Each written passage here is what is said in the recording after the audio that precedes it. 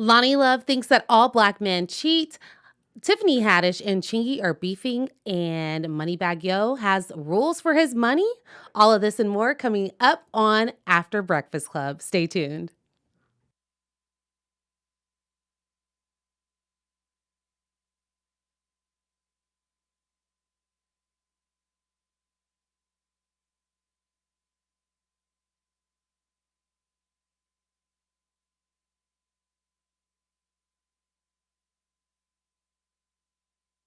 Lonnie Love thinks that all black men cheat. Tiffany Haddish and Chingy are beefing, and Moneybag Yo has rules for his money. All of this and more coming up next on After Breakfast Club.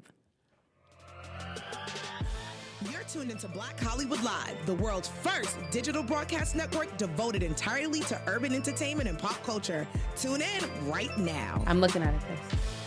Okay. Hey, everybody. Hey, y'all. Hey, girl. Hey.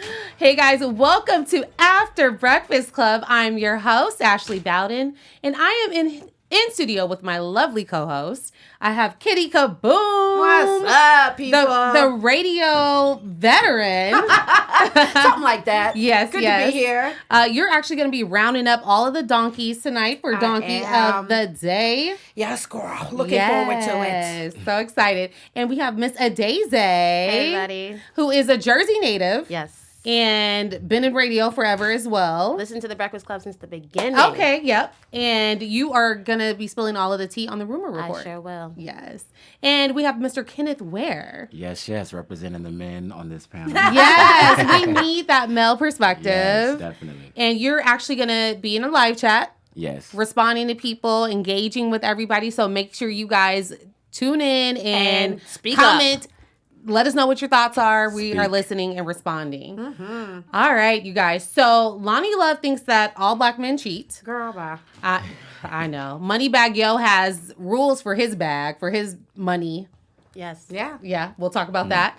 And Tiffany Haddish and Chingy are actually beefing right now, which is a little weird. Too much random people. Just very random. But we'll be sure to talk about that. And we also have our rumor report. Yes. And we have our donkey of the day and our special segment, which is the sidebar, which will be spilling some not so obvious tea, just so you guys know what that's all about. And just a little news tease.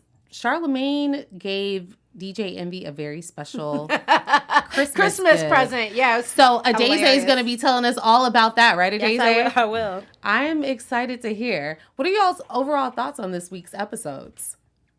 I thought they were good. I like when there's a little bit more serious interviews because, Okay. you know, Charlemagne and Envy, they're clowns. But I love the Lonnie Love conversation that they had. It wasn't an interview, but it was a conversation. So I'm really excited to get into that. Okay. I enjoyed all of it. I'm always a fan of this whole sitch. That's my new thing, y'all. And so I like the dynamic between the three of them. I like that. I hate when Angela Yee's not there because I feel like there's always a need for a female perspective. So that was missed on a couple of them. But yeah, I enjoyed every single part of this week. I love the serious. I love the goofy. The whole back and forth between Charlemagne the God and DJ Envy is just ridiculous. So that's fun. Yeah, I enjoyed it. I'm with Kitty Kaboom on this one. I love the dynamic of all the co-hosts. So even when one is missing, you just kind of want that perspective. You want Charlemagne to kind of throw in the shade, or DJ Envy to come from his standpoint, or like you said, Angela Yee to bring that feminine energy to the group. So I definitely enjoyed everything this week, but wasn't really feeling that Christmas gift. We will talk about that Christmas gift. But let's get into Miss Lonnie Love from The Real. So Lonnie stated on her show, The Real, that she believes that black men, specifically successful black men with money, have a proclivity to cheat because they feel like they can treat women any kind of way. But she did say that she feels like this dates back to slavery and black men not having that example of a unified front in the family dynamic. Now, Charlemagne and Envy both have admitted to cheating on their wives. Many times. Yes. And they had some strong opinions on that. I wanted to get you guys' takes on what they thought. Kitty, I'll start with you. Well, I think the irony is that she's of the position or of the thinking, the mindset that all black men cheat, whereas Charlemagne's whole narrative these days, he started an actual campaign that has gotten a little traction, supposedly, is that all black men don't cheat. So I do find it very interesting that he's literally taking on the exact opposite standpoint that she's coming from. And obviously there's a difference of opinion because they are experiencing different things in life. Right. You know, he's coming from a standpoint of I lived that life, this is how I got down, and I'm no longer that guy. And I'd like to see that perpetuated in our society or in our community as being the standard, right? So I thought that was interesting. But let's be clear. I don't know if you watched Chris Rock's special on Netflix, but it was very informative. And that brother said, when I was in my marriage, I most certainly contributed to its demise because I believed that as the breadwinner, I was supposed to be able to come home and do whatever the hell I wanted, whether that meant cheating, whether that meant withholding money, like whatever I wanted to do because I was the breadwinner. I was bringing in all this coin. All you're supposed to do is sit there, look cute, clean up stuff, take care of my kids, wash the dishes. He said this. So he knew looking back, but it was obviously in retrospect and his marriage is over as a result of it. But the fact that he was able to come to that conclusion and admit that for himself on his live, program on Netflix. Well, not live, I'm sorry, but his Netflix special. I thought that was pretty grown up of him. I wish that it had happened during the marriage so he could have possibly saved it. But it was a very interesting thing to have all three of these people have such very strong opinions about one thing. Yeah, so I thought that was super dope. Like, oh, okay, everybody got something to say. Daisy?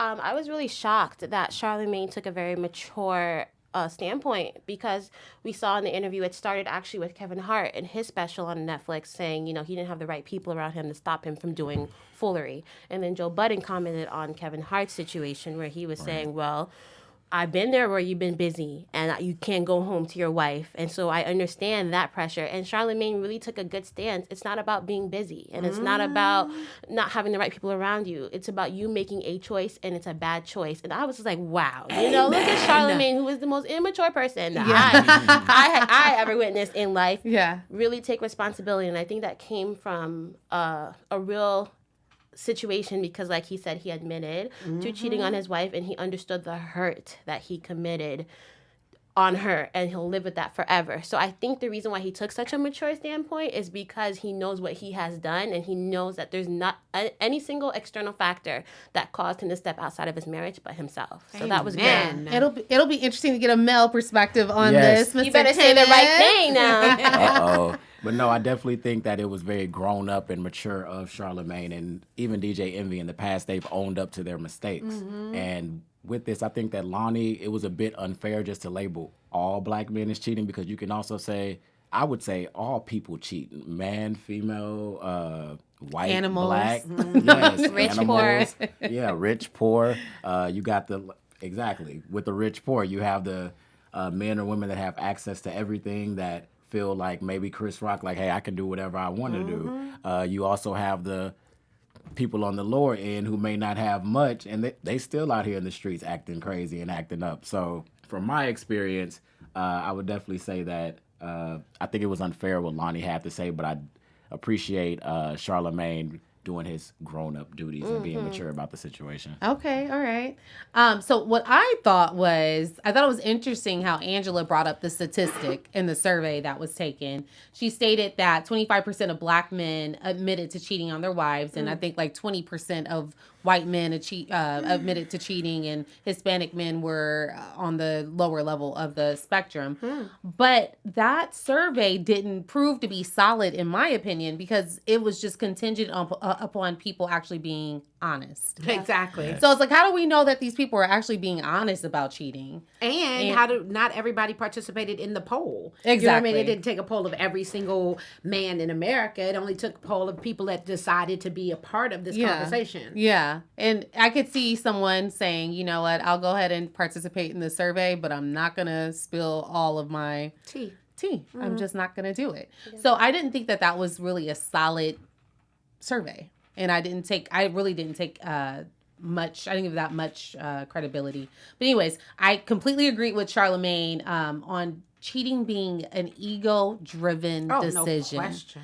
I don't see it coming from a pure place or anything like that. It's definitely ego-driven. It's definitely selfish. And I think that he and DJ Envy were on the right track with their thought process. And Envy brought up a really good point saying that I didn't know how to love. When I cheated on my wife, I didn't know how to love. And it really does boil down to love. Like, do you want to hurt your spouse or just keep things on an even keel and, And if you don't know how to love yourself, I mean... How can you love somebody else? Exactly. That goes so much deeper than that. There are really, literally so many layers to this conversation that we could dedicate a whole show to it. I mean, it is an onion. You know what I mean? We'd be peeling back for days. But I will say this about that. Big ups to DJ Envy and Charlamagne the God's wife. Because at the end of the day, them being able to stay in a marriage and decide that they were going to... Because it's a choice. Couldn't be me, on there either. But again, like I used to be... And I'm sorry, I'm going down a rabbit hole real quick. But Chloe, real quick. I remember her being with Lamar I remember the day, like, I don't know these people from a hole in the wall, but I will say this about that on the outside looking in. I'm not mad at Chloe if she stays, and I'm not mad at Chloe if she goes. Because as a woman, you genuinely love this man, and you are trying to do your darndest as a supportive spouse to give them what they need to find their place. These two men on this show have said, I'm a better person because of my wife. I have grown so much because of my wife. What if that wife decided, brother, I can't do this no more? Not once, not twice, but 3 times. Like, you just keep hurting me. Yeah. So I have to go about my way. Instead, they dug their heels in. They said, let's go to therapy. Let's make the best of it. I believe that you are my forever. So I'm going to put in the work that's necessary to make this work. But had they walked away, would those men still be willing to say, I take full ownership for it. Right. I did my wife dirty. I'm now a better man because of it. Like, and what if the tables was turned? Let's go there. Like, would you be willing to take your wife back after 1, 2, 3? Baby, I doubt it. So, yeah, these are some strong black women because we really don't have a choice in the matter. Either we're going to be strong and we're going to tough it out, or we're going to say, I can't do it no more. I need somebody that's on the same page as me. And you can't be mad at them either way. Right. Yeah. It also makes me think about Beyonce. She did the whole Lemonade album just dedicated to cheating, Jay-Z cheating. So, like you said, it is a choice to cheat, and it's a choice to either, for the spouse that was cheated on and violated, it's a choice for them to either leave or stay. Yeah, because you have to decide, this man or this woman is my forever. I've made a conscious decision to stay with them. So what am I going to do? Am I going to go through therapy? And it all, because we can get on the Kevin Hart thing, and I'm so mad at that situation.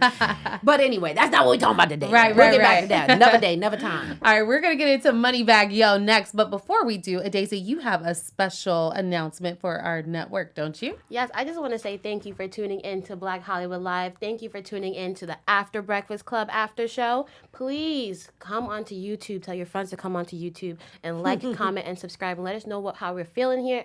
Let us know how you're feeling about what we're talking about. And if you're listening on iTunes, give us 5 stars. I think we deserve 5 stars. Yep. Hello. Yep. Give us a thumbs up too, you guys. All that. We are the ESP and the TV Talk only because of you. Yep. Boom. All right, you guys. Moneybag Yo. He says that a woman should not ask to be gifted a handbag or a watch or any other material possession unless she has $100K in the bank. Did he have $100K in the bank when he asked women to do him certain favors? Okay, well, Angela and Charlamagne had a few things to say about this. I just want to get y'all's take on what they had to say. Well, I have my own personal feelings about that comment, but I was with Angela Yee when she was saying most women don't have $100K, to have in the bag. But I understood what Moneybag was trying to say. Yeah. It's about the aspirations. It's about what are you going to do with this depreciating item that means nothing, like a bag or a watch. So I was with her when she said, like, because he's saying, what are you going to put in this bag that I now got you? Right. And she's like, well, I don't have $100,000 to put in it anyway. Right. Most women don't. Right. So I agree with that.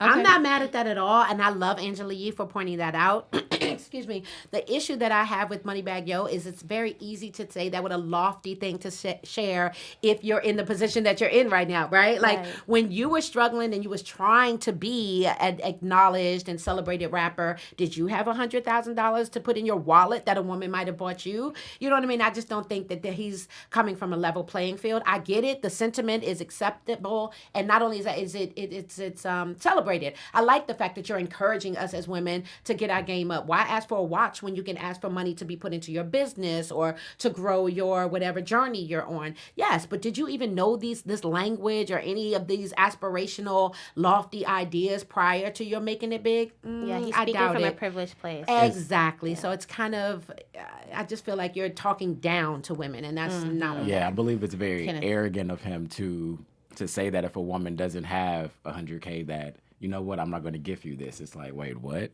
It's like kind of holding it over her head. Like, well, if you want this, you got to do this, or you need to be working on this. Like, that's not a good place to be in for a man or a woman. But I definitely agree with Angela. Like, hey, what if she doesn't have $100K? I mean, everybody just ain't got $100K in the bank like and does that so. somehow make her unworthy? And should I not want a bag? Exactly. And what you weren't even this person yourself. Right. So how dare you? You're speaking, again, from a place of ascension and popularity and celebratory whatever. Like, you've made it, bruh. But he did make a good point in saying, listen, I'm okay with gifting, but can we lead into something first? Don't just be like at dinner and be like, nice rollie, can I get one? Right. He was like, nice rollie, where mine at? Where mine at? I love that comment. And I attribute that to the kind of women that he's selecting to date. Like, let's start there. Let's bring it back, but we won't go too far into that. Because I gotta write it back because I can go in on that. Because I can go to dinner with you and never even make mention of your Rolex. Why do I care what you have on your wrist? Yeah. Let's talk about what I'm into, because most men just want to talk about themselves anyway at dinner. Just saying. So I agree with Angela's stance on the 100K discussion. Most people, I won't just say women, most people don't just have 100K disposable cash just in their checking or savings account. So I think, like you guys were saying, that he is definitely speaking from a privileged place, but I do think that there should be that aspiration. And let's be honest, everybody doesn't have an aspiration to attain 100, 200, 300,000 just to have in their bank. Right. Some people's goals are just different. And are you just going to love that woman less because of that? That's something you kind of want to look at too, Moneybagg. Like, everybody doesn't. I mean, I know your name is Moneybagg. I get it, but everybody doesn't have that goal. Some people just want to be able to, if they do have a goal of raising 100,000, maybe they want to be charitable with it and give it away in some capacity. So I don't know. That's just my thought. No, I think you're absolutely right. And a lot of that too comes from us being willing to see how we're judgy without meaning to be. As human beings, we're just naturally judgmental. But if you're cognizant of the fact that you're doing that, maybe you could pull that back a little bit and not have your judgment be based on your own stuff. Exactly. Right? Like, I just am coming to the realization that there are little old ladies out there who are genuinely happy at the fact that they have grandkids and great grandkids, and they still come home to their humble abode, their house that they've lived in for 3 generations. Exactly. They don't want a house that's built from the ground up, that's got 20,000, square feet. And baby, I'm fine. Just come home, feed my grandbabies. I don't have that same aspiration, but that doesn't somehow make me better than you. That just makes us different. Right. Exactly. And that comes with the territory of just understanding what judgment really means. And when he meets someone, I mean, your name is Moneybagg. Moneybagg. So I mean, it's like, so you have the bag. You have the 100K that I need in my account. Right. Period. You put that out in the universe. It's already out there. So. There we go. Right. All right. Done and done. Okay. Now, Tiffany Haddish and Chingy, y'all, they're beefing like we know. Tiffany claims that she slept with Chingy and his brother, which is pickles and peanut butter. Like, who will put Chingy anyway? Anyway. But she slept with both of them. Chingy is denying it, and he's actually quite upset with her for saying this.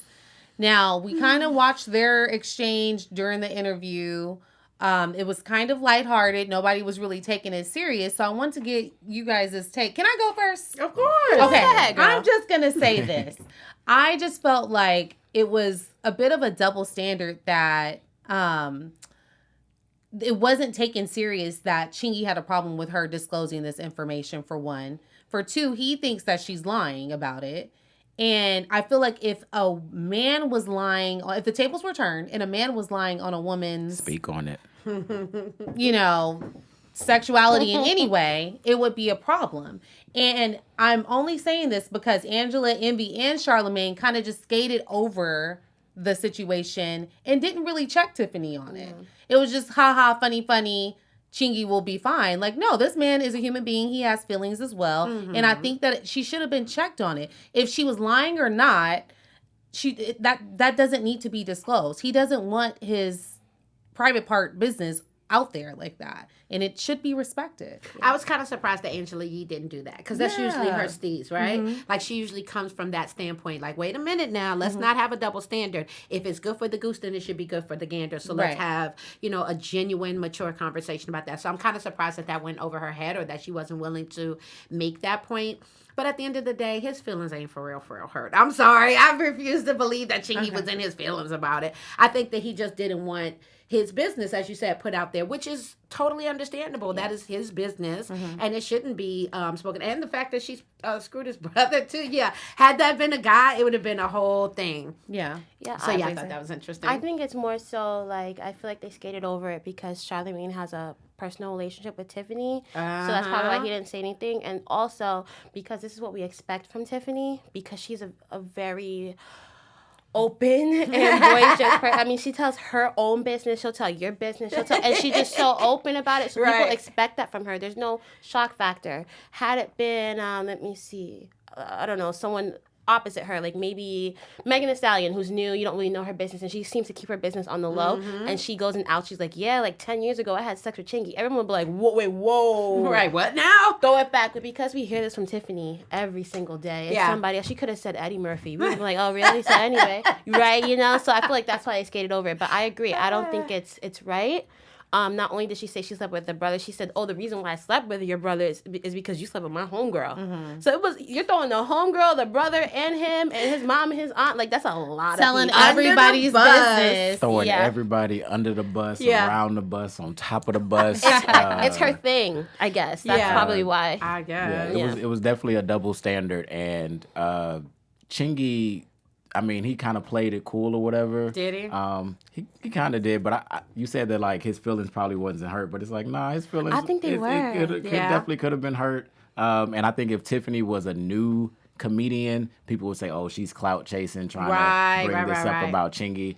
And I think just even some things just are better left unsaid. Yeah. And that was just something that we probably just did not need to know. That's definitely on a need-to-know basis. Did you hear when she was like, I could show you the DMs? I was like, wait, what is... Remember she said, because Chingy was like probably like at her like, yo. I was like, why are you so quick to offer so much? Like, yeah. I think she feels like she has to kind of still prove herself. A part of her feels that way. That's another thing I was going to say. Why didn't they call her out on the DMs? Like, I think they wanted to go there. Oh, I want to go there. I need to see the receipts. And like you mentioned, Charlamagne's relationship with Tiffany, and you see that a lot with their interviews, like his interview with Amanda Seales, like the people that he's befriended, and you can tell that they have this rapport. After this, we're texting. He kind of pulls it back a little bit, so that's something we'll definitely see. Because if it was somebody else, he would have went in. Let me see the DM. Right. Let me DM back. Let me see. You got a picture. You got a DP. Like. Yeah, that's no good. I don't like that about him, because I've always respected Charlamagne the God for being the same way with everybody at every turn. But I guess that was when the Wendy Williams experience was going hard. Now that he's in his own lane and he's kind of pulling himself up by his own bootstraps, and he's expected to say the right thing based on his own merit or that lack thereof, then it gets kind of... it gets kind of dicey, because he'd make sure to say that at the top of the show, right? Oh, my sister from 20 years. How long we been friends? When we first meet? All that. Like, okay, bruh, get into your mode of being an interviewer. Screw all that. You've known them for 20 years. Like, I can't front. Like, I've, as you know, done radio. I've been a radio personality many times. And that's, you want to have that rapport. You want to have that camaraderie with the people that come on board. You want to feel like they did me a solid by coming on as my guest. So, of course, you create that. But prayerfully, at the beginning of the show, even before you go on the air, listen, bro, you know I'm going to have to touch on a few things, right? Like, I'm going to try to softball it for you, but you knew coming on that it was going to be some back and forth. You know how I get down. Yeah. So I can't, like, be a little by not saying anything about it. So just, give them a heads up and then go in. Be the Charlamagne that we love to tune into. Yes. Don't be that and sit in the corner and just be like, was it okay? Did you like it? Okay, moving on. Come on, bro. We expect different from you. Yeah. And DJ Envy, he's trash. So we don't look for him to say anything. Hilarious. Sorry, that's how I feel. Sorry, no. Yeah, sorry. I don't feel like Envy's gonna push the envelope at all. He doesn't really. He doesn't really. She doesn't even know what questions to ask. He's so lost. I feel like half the time he's just like, okay, what do we talk about next? That's how I personally feel. I'll take all that. That's how I feel. Okay. We feel it, Kitty. We feel it, girlfriend. I'm just saying. All right, you guys, let's get into the rumor report with Miss Adaze. Well, I like my rumor music. That is jazzy, isn't it? All right, so we're just going to highlight a few rumor reports that we had during the week. We're going to start with Foxy Brown. So Dom Pooh, who was a former manager of Foxy Brown back in the day, came on The Breakfast Club a couple weeks ago. And DJ Envy actually asked the question, and he said, whatever happened to Foxy Brown? She put out an album, it was good. Then she put out another album, and then she kind of dwindled off. Where Foxy did not like that comment. She said, and I quote, "Act stupid if you want. Damn near broke your back carrying my records and my Chanel luggage till Def Jam sent you back to the hood." Ooh. Now, unbeknownst to me, DJ Envy actually started working with Foxy when he was younger, so he DJ'd for her. And DJ Envy said that Foxy Brown is delirious. And back in the day, he was on like the tour bus with the rest of the team. And she had just got paid $70,000 for a show. And so she's passing out these envelopes full of money, and everyone's really excited. Like, you got paid. They put up to a Louis store, and he opens up his envelope, and it was only $300 in there. He said, what am I about to do with $300? And he at a Louis never worked for Foxy after that. Understandable. So they have history, and it was interesting to see DJ Envy get pulled into something, because like you said, he's usually right here in the tepid waters just chilling. So that happened. YG apologized for his comments to the LGBT community back in the day if he ever felt like he was being disrespectful or unaccepting. And that was really mature of him. We see that a lot with celebrities. And Angela Yee chimed in and she said, on her podcast, Lip Service, she actually posted a comment that Young M.A., who is openly a lesbian, made, saying that women have told her that sexually she feels like women cater to women better than men cater to women. And Angela said that the comments that she received were so nasty and derogatory, and it just showed us as a community how far we still have to go. So it's nice to see that YG took the time unprovoked to make an apology, which is nice. But then nice. I think about it, Kehlani is bisexual too. That's his girl, so he probably felt like he had to clear that up, because that's a little I feel like YG always says very controversial things. He is, and then he doubles back. Yeah. Well, he made a colorist comment at Nipsey's about his light-skinned daughters. It's just where he's from, and a lot of black men, where they come from and how they grow up, it's just ingrained in them. So for him to be who he is and where he comes from and to say that, I will say big ups to him for that. I mean, he didn't have to, right? And lastly, we know OT Genesis, the troll. He has a couple hits, but we now know him for making parody songs like the Keisha Cole love song. Love it. I love that. I'm so here for it. Crazy. And actually, Keisha Cole wasn't here for it because she was totally upset. Leave her classics alone. I think she worked to get his stuff off of YouTube and everything like that. And OT just wouldn't stop. He just recently made another parody of Vanessa Carlton's 1,000 Miles. And I could walk. Oh, I've got to look that up. I haven't heard it yet. It sounds horrible, but it's hilarious. And Charlamagne agreed, and so did Envy. They both agreed. They said they loved it. Yes. And Charlamagne said, you know what? Like, he's having fun. People have been making parodies since the beginning of time. Hello, Weird Al Yankovic. It is what it is. And in my opinion, I thought, like, with these older songs that, of course, they're in rotation, but not as much as the current songs, it brings people back to your song. Good point. And now that streaming is a thing, people are going to look for his song, and they're going to automatically see your song and maybe fall in love. See, like I did that. I did. With your song, Keisha. So that's our rumor reports for the week. Thank you, Adeze. That was awesome. Definitely. All right. So, Mr. Kenneth Ware, you have our special segment, the sidebar. Yes, this is the sidebar where we're going to discuss all the trending topics that may have not have been talked about on The Breakfast Club. Okay. Yes. So I will start first with YG apologizing to the LGBT community. And you mentioned Kehlani. And I believe that Kehlani has definitely been in his ear. She's bisexual. Yes. She's very open about that. And definitely, sometimes it takes a woman. YG's been posting these photos. Like, it's like, look at YG. He in love. Like, he's in love. So I definitely believe that it's Kehlani, their relationship. It seems like it's ever evolving. And she's putting those things and making him think about things differently just because he's in love. And I'm here for it. Softening his heart. Yes, softening his heart. Yes. Yeah, I like seeing them together. They make a very pretty visual couple. Who knows what goes on behind closed doors, but together, visually, they look amazing together. Yeah. And they seem to be super heavy petty. So sometimes that can be gross, like, oh, God, enough already. But it seems like it works for them. Listen, it's not gross when you're in it. I know. I've been there. But on the outside looking in, you're just like, oh, God, get a room. Right. You know? And then next, I want to talk about also with the DJ Envy and Foxy Brown. And also just how people should know, let's not burn bridges. I believe that Foxy Brown, she burns a lot of bridges in the industry. And anytime her name is mentioned, it's something negative. It's never anything like, oh, Foxy's about to put out this new album. She got this new single coming out. It's always something, she's upset at someone. And I think for her to come at DJ Envy, and he kept it very G. Very G. It was just like, you know what?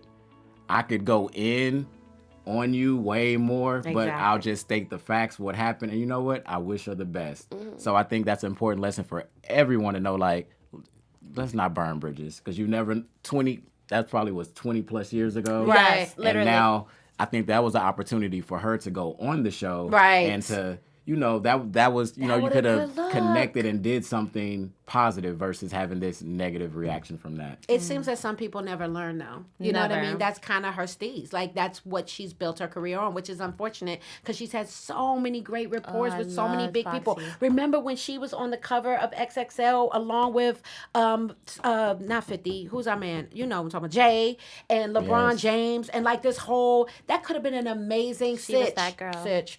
And she chose not to. She just fell off the face of the earth because once again, she rubs everybody the wrong way. It's unfortunate. Not good. Yeah. But shout out to Foxy Brown, 4 platinum albums, beautiful daughter. Okay. Do your thing, girl. We gotta be positive here. Kenny doesn't agree with that. No, I do. I don't even disagree. I'm just saying she comes for everybody else. Like, I don't have anything negative to say about her. I just don't want to. She can at me all day long, Booski. I'm here for it. It's whatever. I'm built for it.